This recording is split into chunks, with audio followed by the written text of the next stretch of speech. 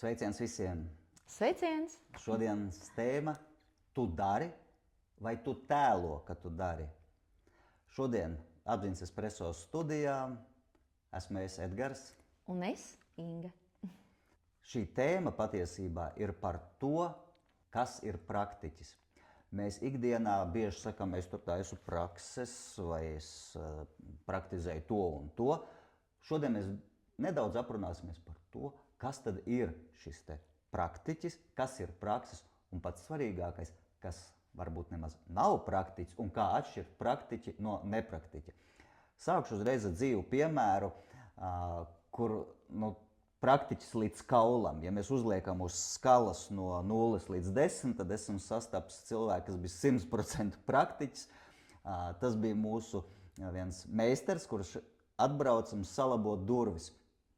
Un tas piemērs bija tāds, ka es viņam pie ārdurvīm rādu, saku, reku, man šīm durvīm te kaut kas tur tas vai tas tur jāpiekoriģē, vajadzētu, tur kaut kas īsti nestrādāja. Saku, bet ejam mājā, es parādīšu visu pēc kārtas. Kameras viņam saku, ka ejam mājā, parādīšu visu pēc kārtas. Skatos, viņš jau skrūvē kaut ko tām ārdurvīm jau uzreiz ķerās klāt. Saku, jā, ieiesim mājās, reku, es parādīšu, mums tur vēl loks un tās durvis un tā, iziesim visām cauri. Respektīvi, šis stāsts atkārtojas pie katrām durvīm. Viņš uzreiz ķērās darīt. Viņš bija praktiķis līdz kaula malai, viņš tur nesprieda, kā tur, ko, kā izskatīsies, ko vajadzētu, vai viņam ir instrumenti, nav, viņam viss ir uzreiz par rokai, viņš uzreiz metās darīt. Un tas man bija tāds superīgs piemērs, kur es saprotu, ka praktiķis ir tas, kurš dara un nevis spriež gari, kā to darīt vai ko vajadzētu, cita lieta. Protams, vajag plānot darbus, vajag spriest par viņiem, bet tas svarīgākais, ka viņš visu savu būtību rādīja, ka viņa būtība ir darbība, prakse, uzreiz ņemt, salabot. Ir problēma, problēma tiek novērsta. Un viena no raksturīgām praktiķu īpašībām tā ir interese. Praktiķis nevar būt lietā, kas viņam neinteresē. Interese ir tas, kas piesaista mūs pie kaut kādas konkrētas lietas. Un ja man patīk ķimerēties, ja man ir interesanti to darīt, tad es to darīšu un es to darīšu praktiski. Ja man nav interese, es spriedīšu, domāšu, runāšu, lasīšu literatūru, izlikšos, ka es to daru, lai kādi iemesli būtu, kāpēc es to visu darītu, bet es to nedarīšu praksē, ja man nav patiesas intereses tanī konkrētajā lietā. Jo varbūt šķietamā interese parādīt uz āru, ka es lūk praktizēju, bet patiesībā man nav īstas intereses un es to nedaru. Edgar, tur, kur tu minēji par šķietamību, par to šķietamo interesi. Jā, interesei ir jābūt. Un tu droši vien biji domājis to identificēties ar ideju par darīšanu, nevis paša darīšanu. Pareizi? Jā, tieši tā. Jā. Tad es atceros arī tādu piemēru mūsu dzīvē. Atceries, bija viens tāds brīdis, kad mēs ļoti praktiski apguvām dažādas mācības un praktizējām jau reālas garīgās prakses. Un vesela cilvēku grupa, katrs kaut ko praktizē, visi taču praktizē, pareizi. Bet tai pašā laikā bija tādi, kas tiešām, varēja teikt, praktizē, un tie, kas tikai identificējas ar šo darīšanu, ja praktizēšanu. Un atceros spilgti vienu puisi, kuru tiešām var nosaukt par praktiķi īstenu, jo, lai tikai skolotājs pieminēja, pilnīgi vienu kaut kādu metodi, mēs skatāmies, viņš jau turpat viņu pielieto. Pieņemsim. Tad, kad tu konstatē sevī kaut kādu negatīvu emociju, tā var būt arī neizpausta. Tā var būt tikai un vienīgi tevī pašā. Tai brīdī tu paņem savā mugursomā, ieliec melnu akmeni Bet ja tu konstatē, ka kaut kur tu savu kādu iekšēju negāciju, kas tev tā kā mēģina parādīties, esi tomēr spējis notvert, apstādināt un neizpaust, tad tu ieliec baltu akmeni. Nu, šis puisis nedaudz transformēja šo ideju, bet tā doma bija tāda, tikko parādījās tā negācija iekšēji, par ko viņš zināja tikai pats. Viņš ielika akmeni mugursomā, un viņš staigāja visu laiku ar mugursomu. Un mēs skatāmies, viņš tiešām reāli krāmē tos akmentiņus iekšā, un savukārt, tad, kad viņš kaut ko bija pārvarējis, viņš izņēma tos akmentiņus ārā pa vienam tai brīdī. Un te atkal, it kā visi ir praktiķi, jo redz, kur mēs taču esam savākušies, un mēs reāli apgūstam mācības, mēs sēžam konkrētās praksēs, bet arī šeit ir jautājums, kurš tad ir praktiķis un kurš tikai identificējas ar praksi. Un man tiešām ir ļoti spilgti sirdī iespiedies un palicis šis piemērs par šo puisi, kurš dzīvi un īsti te un tagad ņem un praktizē. Mēs varam par šādiem praktiķiem runāt nevis tikai garīgās prakses vai kaut kas ļoti konkrēts vai specifisks. Tas ir absolūti jebkurā dzīves jomā.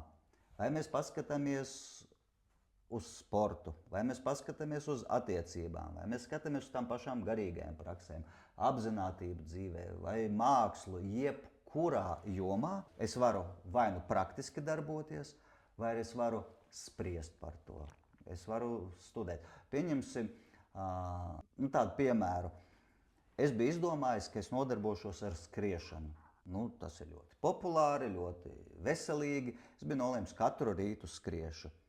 Bet es jau zināju, ka skriešana nav mans mīļākais sporta veids. Es varu aizrauties ar citiem sporta veidiem, un tur es būšu pilnīgs praktiķis. Bet skriešanā es vairāk biju domājis, kā es saģērbšos. Man nopirka speciāli pulksteni, lai es varētu tur pulsu un visādas tās gudrās lietas fiksēt viņam. Un es vairāk darīju tā kā apkārt lietas, nekā paša to praksi. Jā, es tur kaut kādus rītus saņēmos, es skrēju no rītiem, bet man drīzāk bija tā, ka es biju priecīgs, ka es biju jau beidzis skriet, nevis tā, ka man bija jāskrien, ka man bija jātaisās. Un es šeit spriežu tā, ka praktiķis, jā, viņš var būt līdz kaulam praktiķis jebkurā lietā, bet tikpat labi es varu būt praktiķis noteiktās lietās, kur man ir interese, bet es nebūšu praktiķis tur, kur man nav intereses. Un pieņemsim, lai arī sports tā ir mana sirdslieta un es visu mūžu esmu sportojis, bet tieši skriešana, ņemt un skriet 5 vai 10 kilometrus, man tā ir neinteresanta, nomokoša lieta, kur es sev esmu cik reizes dzīvē mēģinājis piespiest, bet nekas man no tā nav sanācis. Līdz ar to es secinu, ka tur es neesmu praktiķis. Tad man ir tev jautājums. Vai tev vajadzēja nopirkt šo pulksteni, lai tu varētu pulsu uzņemt? Vai tev vajadzēja, nezinu, praktiski saģērbties atbilstoši laika apstākļiem, vai nopirkt botas, kuras būtu piemērotas noteiktam segumam? Visdrīzākais, ka jā, lai saprastu, vai šī lieta ir man vai nav man. Cita lieta, ka es principā jau iepriekš zināju, ka skriešana nav man, bet es tā kā biju iedomājies, es tomēr to praktizēšu. Bet, droši vien reizēm vajag iztērēt kaut kādas līdzekļus, radīt sev tos apstākļus, lai atrastu to savu hobiju, vai to savu interesi, vai to savu patiku un saprastu, tas ir man vai nav. Man katrā gadījumā, tad, kad es tevi klausījos, man radās sajūta, ka tas ir tik fantastiski, ka tu uzdrīkstējies kaut ko pamēģināt, pat, kad tev jau iekšē bija sajūta, nezinu, vai tas īsti būs mans, jo dažreiz tad, kad kaut kādas lietas mēs neuzdrīkstamies un vienkārši, tas jau nav mans, mēs arī vienkārši to neizdarām. Un nesaprotam un nenonākam līdz tam, pat līdz šai apziņai, kas, manuprāt, ir nenormāli vērtīga un dažreiz pat vērtīgāka par to, jā, tas ir mans, ka nē, šis nav mans. Jo iedomājos, un tas ir tas pats stāsts, ka tā arī ir prakse, mūsu darbs, ikdienas. Cik daudzi cilvēki dara darbu, kas neinteresē. Bet nav jau tās iespējas, vismaz agrāk nebija tādas iespējas, izmēģināt, tagad šito darbu padarīšu, nē, man viņš nepatīk, tagad to, piekrīti, tas ir vērtīgi. Ja mēs varam kaut kādās lietās pat ieguldīties, vai tas ir laiks, vai par līdzekļiem nerunājot, un iegūt šo atziņu, jā, tas nav mans. Manuprāt, tas ir nenormāli vērtīgi. Tas ir nenormāli vērtīgi. Tā ir tāda vērtība, ka tu saproti, šo es noņemu. Tas neaizņems vairs manu laiku. Tas, manuprāt, pat vissvarīgākais neaizņems manu prātu, kur es dzīvoju ar sajūtu, visi to dara, es viens te tāds nedaru, un tagad es jūtos slikti par to. Tad man tagad ir steidzīgi tas jādara. Nē, es nopirku tās skedas, es izskrēju un sapratu, tā lai citi skrien, man tas vispār nedara. Tas nav manējais, ja? Un nezinu, tāpat kā meitenes, ja, tur visas tik skaisti krāsojās. Es arī tagad pilnīgi noteikti, kur es vienu tādu lūzerīti, tagad noteikti tieši tur kādos make-up kursos, ja? Es izeju un es saprotu, nesanāk, rokas ne no tās vietas auga, ja? Un varbūt tad es kādā citā veidā sevi skaisti pasniegšu vai kādā citādā veidā, ja man tas būs būtiski tīri par ārējo runājot, ja? Bet es būšu gūšu šo atziņu, ka es arī varbūt tieši pateicoties tam, es atradīšu veidu, kā es savādāk varēšu parādīt, cik patiesībā es esmu unikāla un skaista, neobligāti ar make-up, ja? Man tevi klausoties, un paldies, ka tu ar šo padalījies, gribas teikt, ka tas dažreiz varbūt vēl daudz vērtīgāk. Izdarīt kaut ko tādu, kur šķiet, ka tas nav īsti mans, bet ja tomēr atmest to, aizvērt to failu, kas dzīvo galvā, nedzīvot kā citi, nemēģināt darīt kā citi, un galu galā pats svarīgākais, no sevis noņemt to lieko un saprast, tas nav mans.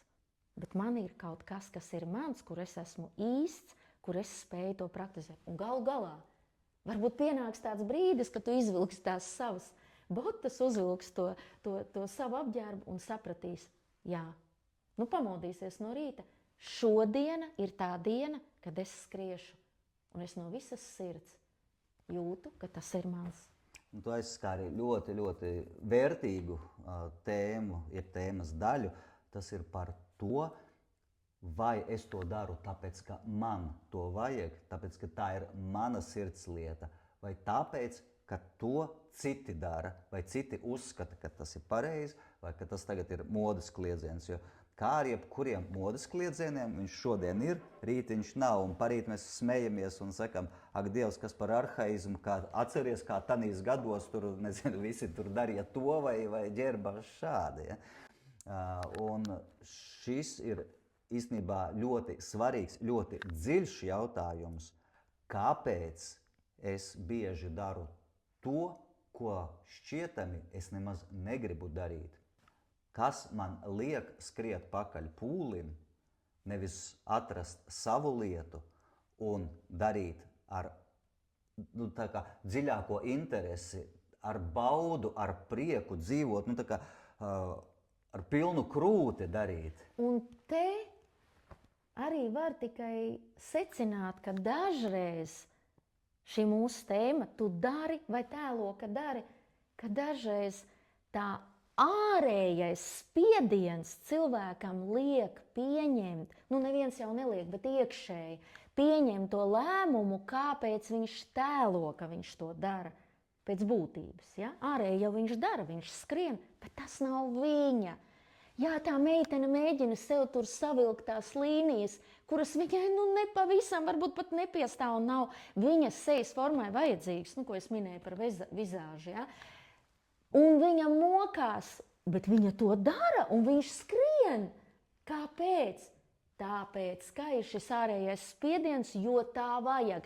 Tā dara visi, tagad moda prasa, vai kā es izkritīšu no pūļa. Un tad mēs atkal nonākam pie tām vēsturiskajām, kas mums evolūcijas jā. laikā, kas mums ir vispār Jā, mūsu ka drošības un izdzīvošana, ka vajadzības. neizstum tevi no pūļa, un tas cilvēks ir izmis, viņš ir gatavs tēlot, viņš dara, bet viņš tēlo. Mēs par būtību runājam, ka vai tiešām tas cilvēks to dara, tāpēc, ka pēc būtības tas ir viņa, tāpēc, ka tas tiešām viņam ir nepieciešams. Jā, dažreiz varbūt arī tā, ka, īsti jau man to negribās šodien darīt, ja? Īsti jau tā kā nav mans, bet tu saproti, ka tas ir vajadzīgs tavai izaugsmai. Arī tas, protams, ja? Arī tā var būt. Un tad tu secini, ok, galīgi skriešana nav mana, labi. Varbūt izrādās, pa mežu skrient ir tava, bet nav par asfaltu vai tieši otrādi. Man šeit ir konkrēts piemērs, kur es vairākus gadus sevi piespiedu un es gāju roņot. Es pēc dabas esmu salīgs, man nekad nav paticis augsts ūdens. Tu domā augstumpeldes. Jā, augstumpeldes. Bet, starp citu, šeit ir interesanti, ka mode nospēlē savā ziņā noteiktu lietu. Jā, tā kā daudzi to darīja, man kaimiņš paaicināja, saka, ejam peldēt. Un es biju tieši kaut kā domājis, ka vajadzētu sevi pārvarēt, bet man bija tieši tas, ko tu saki, man bija mērķis sevi pārvarēt, izdarīt kaut ko out of box, tādu, ko es zinu, ka normāli es nekad nedarītu. Jā, un es vairākus gadus, visu sezonu peldējos, un sākumā tas bija milzīgs optimisms, un uz tā, ka es tiešām pārvarēju, ka es varēju pārslēgt smadzenes un iet tajā augstajā ūdenī, un pat iemācījos iet tā, ka es tiešām nejūtu to. Es tā kā fiziski jūtu augstumu, bet psiholoģiski es viņu neizjūtu. Ja? Ka es varēju ieiet tajā augstajā ūdenī, tur nosēdēt tās minūtes, un to es turpināju vairākus gadus. Bet es ar laiku sapratu, tas tiešām nav mans, un es to atstāju kā periodu savā dzīvē, kur es veicu. Man tas bija tiešām varoņdarbs, jo citi ir tādi, kas ir dabiski, viņam ir karstums iekšējais ķermenī, viņam tas neko nenozīmē ielīst augstā ūdenī. Man tas bija tāda sevis pārvarēšana, un šī gadījumā es teiktu, ka tad es praktizēju, lai gan tas nebija mans, bet tā bija pilnīgi cita veida prakse jau, ja? Bet tā bija prakse, tos 2-3 gadus, cik es gāju, jā, tā bija sevis disciplinēšana, sevis pārvarēšana, savu robežu pabīdīšanas prakse, jo es pieturējos ļoti konsekventi pie tā es daru. Un šis ir vēl viens praktiķa moments – konsekvence. Vai es konsekventi daru to, ko es esmu ieplānojis? Jo praktiķis pārsvarā ir ļoti konsekvents. Praktiķis, jeb šķietamais praktiķis, tas, kurš šodien dara, rīt nedara, tas skaidri parāda, ka viņš nepraktizē to lietu. Viņš to izdara tad, kad ir ērti, tad, kad ir patīkami, tad, kad tā vajag, tad, kad citi skatās vai to redzot, tad viņš to visu nodemonstrē, vai tad, kad viņam šķiet, ka tas būtu, kaut kā piemērots tādā situācijā, tikai tad viņš dara. Bet īsts praktiķis ir ārkārtīgi konsekvents. Un arī es tādā laikā, mēs laikam vienu brīdi gājām vienreiz nedēļā, tad citu 2 reizes nedēļā, bet tas bija pilnīgi konsekventi, bez izņēmumiem. Man arī ir viens piemērs, ja, pie šī par konsekvenci runā. Kā es minēju, es šobrīd savas apziņas paplašinājumam braucu uz Maljorku, un man ir noteikts prakses, ko es tur veicu. Tas ir arī mūsu projekta paplašinājuma ietvaros. Ja? Mums daudz jaunumu būs un daudz kas skaists mūs sagaida. Bet tagad atgriežoties pie konsekvences. Ja? Un, tur ir viens fantastisks jaunietis, ar ko es sadarbojos. Mēs ar viņu runājamies. Un arī par šo konsekvenci runājot, es tieši mūsu vienā no sarunām viņam minēju, ka dari lietas tā, lai tad, kad tu pat viens pats esi un neviens tevi neredz un nezin, ko un kā tu dari tā, lai tu, ja iedomājies tagad, kāds tomēr būs to redzējis, tev teiks, klausies nopietni, un tu viņam teiks, jā, tā ir mana brīva izvēle. Tieši šādi es šobrīd izvēlos. Vai nu dēļ apstākļiem, vai nu iekšējā stāvokļa, vai dēļ zināšanām, kādas man šobrīd ir. Bet es to izvēlos. Es neatkāpjos no savas izvēles. Un svarīgākais ir tas, ka tu vienkārši, godīgi un īsti attiecībā pret sevi izdari šo izvēli un dari. Bet dari tā, nevis kādam, vai kad kāds kaut ko redzēs, un tikai tad es tā pa īstam un nopietni, bet šis tā kā neskaitās. Tas ir par to godīgumu. Ja? Un tajā brīdī, kad es, protams, ar jaunieti par to runāju, tad es uzreiz atkal ieslēdzu savu iekšējo challenge, un es domāju, paga, Inga, tu tagad stāsti jaunietim, bet kā ir ar tevi pašu? Un te atkal ir stāsts par to, ka man nav jābūt ideālai. Man nav jebkurā brīdī jābūt precīzi un 100% īstenam praktiķim tādam, jo īstenis praktiķis ir, ka viņš 100% neatkāpjas nevienā situācijā, nevienā brīdī viņu redz vai neredz. Bet tas, ka es godīgi pati sev saku, bet kā Inga ir ar tevi? Vai tu tieši tāpat dari? Un tad es secinu, jā, šeit man sanāk, un šeit es tiešām tā daru, šeit, ja man kāds redzētu, tā kā negribētos, ka to redz, vai ka tieši tā tas ir, vai arī es pati īsti neesmu saskaņā ar sevi to, ko es esmu tajā brīdī izdarījusi, un atkal īsti nesanāca, ja? Tā kā es gribētu, ja? Šeit ir par iekšējām savām vai robežām, vai kaut kādiem sasniegumiem iekšējiem, vai par iekšēju apzinātību. Bet pats svarīgākais man sev ir mans godīgums. Kad es sev saku, jā, šeit man sanāca, šeit man īsti nesanāca, un tad es atkal kaut ko ar to varu darīt. Prezidgars, tas godīgums ir tik nereāli svarīgs, un tas arī ir 100% praktiķis, kas ir ļoti godīgs pret sevi. Viņam nav jābūt ideālam. Praktiķis nav tas, kas ideāli vienmēr visās situācijās visu izdara. Un te es arī atceros vienu piemēru. Atceries, tad, kad tu vadīji, mums ir arī tāda elpošanas programma biznesam. Un vienā no šiem semināriem, kur tu vadīji, tad bija tāda situācija, kur viena no, tu atceries, ja, meitene tev uzdeva jautājumu. Viņa tev jautāja par tavu praksi elpošanā. Jā, vai es vienmēr elpoju dziļi un pareizi? Jā, jo Edgars tikko bija tādu praksi tā kā padalījies, un viņi praktizēja tieši tajā semināra laikā. Un tagad tā meitene uzdod jautājumu, viena no darbiniecēm. Un ko tu atbildēji? Es teicu, ka nē, es ikdienā es elpoju tā kā normāli cilvēki, kaut gan esmu sevi pieķēris, ka es laiku pa laikam pamanu, ka es patiesībā elpoju dziļi, bet tas nenozīmē, ka es ikdienā tikai un vienīgi pareizi elpoju. Un iedomājieties, kāda bija tā reakcija. Varētu taču domāt, kā tu pats tagad to praksi māci, un tā jau droši vien tu ideāli visu dari. Bet reakcija bija vienkārši fantastiska. Tā meitene teica, oi, paldies Dievam, tas būtu vienkārši biedējoši, ja tu tagad mums šeit paziņotu, ka tu pilnīgi vienmēr to dari.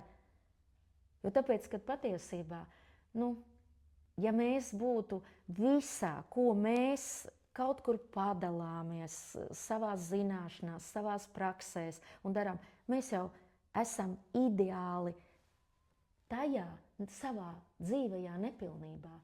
Tajā, kur mēs ejam, sanāk, netik labi sanāk, bet mēs darām. Mēs vienkārši to darām. Un tur, kur mums ļoti labi sanāk, tur mēs arī padalāmies un redz šeit. Bet šeit mums vēl ir jāpilnīgojas un tā.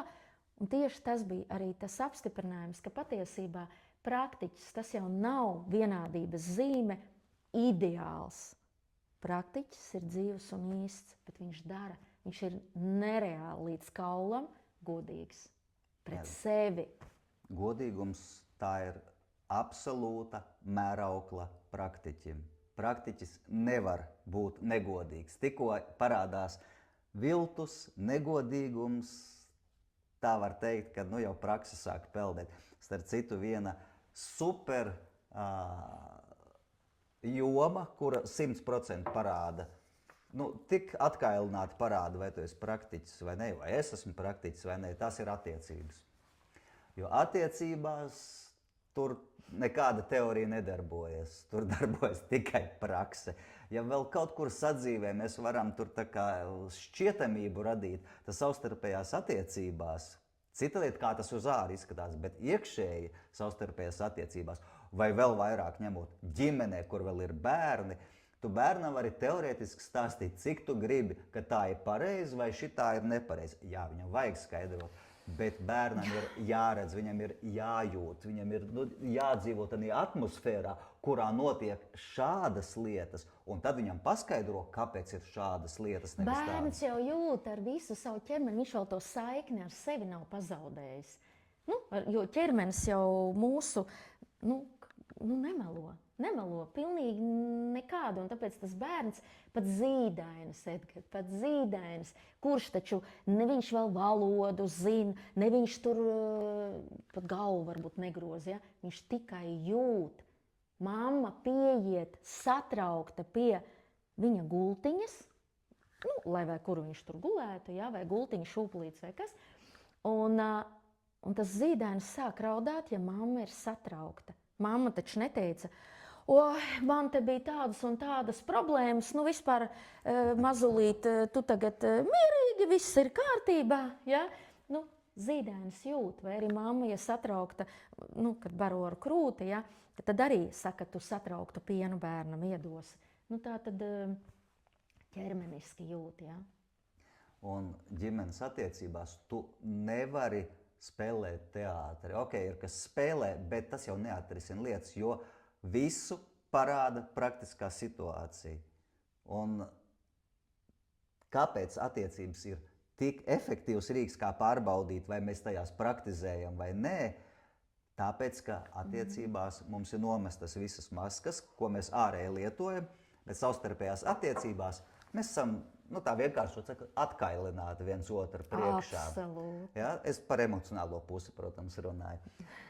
Un tur tu nevari notēlot. Ja tevi besī kaut kas otrā, tev besī. Ja? Un ne tikai, kad besī, bet pieņemsim tev tur besī un tu tagad mēģini kaut kā. Es taču nevaru pateikt, nē, un tagad es iztaisos kādu, es tur, viņš taču zina, kāda es esmu, pareizi. Jā, un šeit tā prakse ir tāda, kā es māku ar to otru vienoties, kā es māku sarunāt, kā es un mēs mākam saviem bērniem nodot to, ko mēs gribam, kādas, vērtības, izpratnes, uzvedības modeļus, un vai bērns tevi tīņa vecumā pasūta, vai viņš tomēr saprot, es labprāt tur pasūtītu visu pasauli, bet tomēr tie ir mani vecāki, jo viņi man ir iedevuši to siltumu, to pozitīvo sajūtu, un es tā nedaru. Un tā ir tā praktiskā puse, ka ir jau bērni, kur noliek tur sēž, ja? Mēs runājam par normāliem dzīviem bērniem, un pēc bērni tāds spogulis, viņi visu parāda, vai ģimenē ir prakse, vai ģimenē ir teorija, ja? Un ka uz āru rāda visādi. Var jau būt arī bērni ir atsevišķa tēma, un par to mēs noteikti vēl atsevišķi parunāsim. Bet, jo tā ir tiešām tik ļoti daudzšķautņaina, un to tā vienkārši tomēr arī nevar teikt. Ja? Un tad kāds vēl sāks uztraukties, ka viņš ne tā praktizē. Nē, esam dzīvi, un īsta dzīve ir patiesībā dzīva un īsta tad, kad mēs vienkārši ņemam un dzīvojam to. Starp citu. Kļūdīties jau, es tev piekrītu, ka ne jau tas, kurš nekļūdās, praktiķis ir tas, kurš dara, kļūdās un labo savas kļūdas. Un ģimenes attiecībās, personiskajās attiecībās, kuram nav kļūdu, mēs ienākam katrs ar savu ego, ar savu background, emocionālo, psiholoģisko un tam līdzīgi. Un šeit tā prakse ir, kā mēs ejam uz priekšu, kā mēs nodrošinām to, ka mēs atrodam risinājumus. Jā, kļūdamies, jā, tur gribam, lai bērniem būtu tā, bet viņiem ir pilnīgi savādāk. Tas ir dabiski. Bet praktiķis ir tas, kurš iet praksē. tas, kurš dara. Un šeit es aicinātu pieskarties vēl vienam ļoti būtiskam momentam praksēs, tā ir apzinātība. Apzinātība katrā mirklī. Ja varētu būt apzināti, ik mirkli mēs, jā, ideāli, tad visa pasaule būtu saulainas un visi būtu laimīgi. Mūsu liela problēma, ka mēs bieži pazaudējam apzinātību, un to ir ļoti grūti noturēt ikdienā vienā līmenī. Un mēs parasti kaut ko atceramies, kaut ko mums palīdz sociālās normas atcerēties, kaut kādas ieaudzinātās normas, bet veiksmīga prakse ir tad, kad es nevis eju kaut kādā pašplūsmā, nevis savu kompleksu pavadībā, bet ka es skatos, man ir nolikts mērķis, ko es gribu sasniegt, man ir savas izvēles dzīvē, un es praktizēju šādā veidā, ka es pa viņām domāju, es atceros par to, kas man ir svarīgs, un es atceros, kādā veidā man ir jārīkojas, lai es iegūtu to praktisko rezultātu, lai es panāktu, lai es nonāktu pie tā sava mērķa. Un mērķis un apzinātība, tie ir tie divi faktori, kuri tā kā uzliek tādu cepurīšu tam te jautājumam, jo bez skaidra mērķa, ko es gribu sasniegt, nu tā kā tas pats durvju meistars, viņa mērķis ir salabot durvis. Viņam ir vēlme, viņam ir interese, viņam patīk to darīt, un viņš zina, pie kā viņš grib nonākt, un viņš to dara apzināti. Nu jā, praktiķis nav tas, kurš dara visu ideāli. Praktiķis ir tas, kurš dzīvi un īsti iet uz savu rezultātu, kurš nepazaudē sevi tajā ceļā, un ir svarīgi nepazaudēt sevi tajā ceļā, kurš visu laiku ir saskaņā ar sevi, ieklausās un saprot, aha, šeit man bija tāda reakcija. Es notveru to savu brīdi, kad man tā reakcija, kad es spēju sevi, es saprotu, ka te man viņa, tagad es atkal norēģēšu uz to, un es spēju apstādināt tajā brīdī sevi jau iekšēji, kurš pamana savas reakcijas, kurš izjūt sevi un zina savas vājības, bet strādā ar viņām, dienā strādā ar viņām. Atgriež sevi pat, tā apzinātība, kas ir pilnīgi dabiski, jebkuram no mums apzinātība kaut kādā brīdī arī nokrīt, bet atgriež un atkal. Un te es atceros, kā ļoti augsti realizēts skolotājs mums teica, sasniegt apgaismību, tas nemaz nav tik grūti. Un to var patiesībā pilnīgi jebkurš. Bet noturēt apgaismību, šo apziņas stāvokli, lūk, tas ir īstenais uzdevums. Es gan gribētu teikt tīri no tādas sadzīves, protams, arī sasniegt šo līmeni, nemaz nav tik vienkārši, bet pieņemsim. Mums ikdienā taču notiek tādas mazās apgaismības. Ja? Apgaismības brīži, kad tu saproti, kad tu saskaries ar kaut ko īpašu, tad, kad saskaries ar kaut ko smeldzīgu, kad kaut kas mūsu dzīvē, kad mēs kaut ko pazaudējam, kad mums kaut kas ļoti sāp.